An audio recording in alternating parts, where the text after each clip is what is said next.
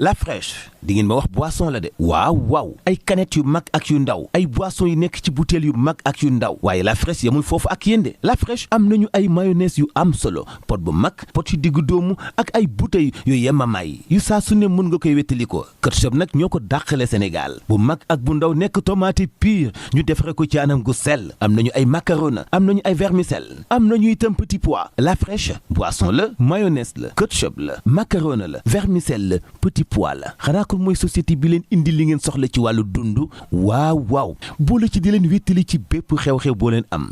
moo xam ci njaboot gi moo xam mu doon xew-xewu diine La Fraîche mooy àndandoo bi ngeen taamu ndax moo gën ci yéen jokkoo leen ak ñoom moo xam grossiste la wala kuy jaay détail wala ku soxla ci biir këram ci 77 335 62 62 wala 77 031 00 00 La Fraîche moom la ñu taamu ndax moom la ñu moom. Artemisia dafa am lactone am lipide am protéine am sesquiterpène ok waa nekk antipaludique antibactérien antiviral di dindi fièvre antipyrique et tout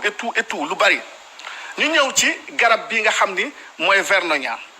amygdalina man je pense te liggéey naa ci moo ëpp doole artemisia fuuf dafa am sesquiterpène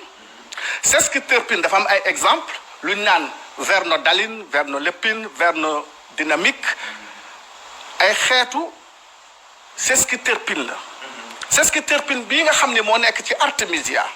ak artémisine bi sesquiterpène bi dafa nekk ci garab gi à dose encore plus élevée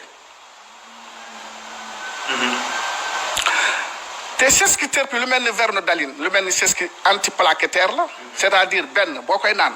dana tax deret ji du way ci yaram bi ñi nga xam ne seen deret day jékki-jékki di way mu mën a indi ay problème AVC problème poumon et tout da koy tas muy antiplaquettaire yi ba deret ji du def dara mais en même temps vernodaline bi ci nekk antiviral la boo xamante ni moom dafay empêcher virus bi non seulement moom li tax mu baax mu dugg ci biir cellule bi mais dafay programmer virus bi mu dee en même temps dimbali ko moom sesquiterpène bi ci nekk loo xam ni dafay empêcher cellules cancéreuses yi aussi ñu développer mais li ci nekk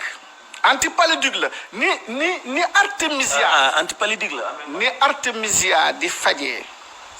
sibbiru noonu la koy fajee ni artemisia di dindee fièvre noonu la koy dindee mais ci wàllu virus vernonia moo mën fuuf am na si garab boo xam ne lu mën a tuddal turam mais sunu mag ñi xam nañ ko moo tax dara du leen lu ma inventé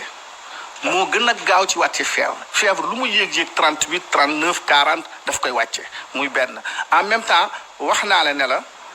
li mu mën a dimbali parce que tam dafay faj cancer du sein loolu wala prouvé te ñoo xam ni faj nañ leen ci ba ñu wér c'est-à-dire benn wax naa leen dafay empêcher dafay cytotoxicité la maanaam dafay empêcher cellules cancéreuses yi ñu am développement ñu waxuñu artemisia bi garab bu baax la il faut bien préciser ay nit ñu ñuul def ci ay gëstu ay tubaab def ci gëstu du tey c'est su ma gisee nit ñi wax tey artemisia fekk ñun bërki démb lañ ci doon wax su ñu gisee nag ci wàllu nag fièvre virus cancer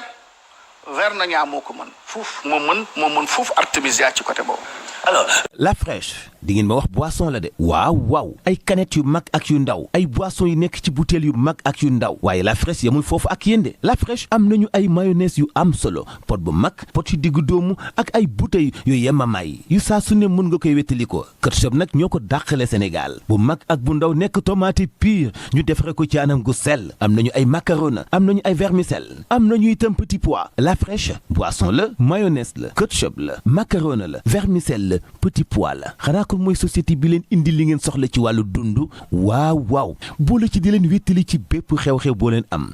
moo xam ci njaboot gi moo xam mu doon xew-xewu diine La Fraîche mooy àndandoo bi ngeen taamu ndax moo gën ci yéen jokkoo leen ak ñoom moo xam grossiste la wala kuy jaay détail wala ku soxla ci biir këram ci 77 335 62 62 wala 77 031 00 00. La Fraîche moom la ñu taamu ndax moom la ñu moom.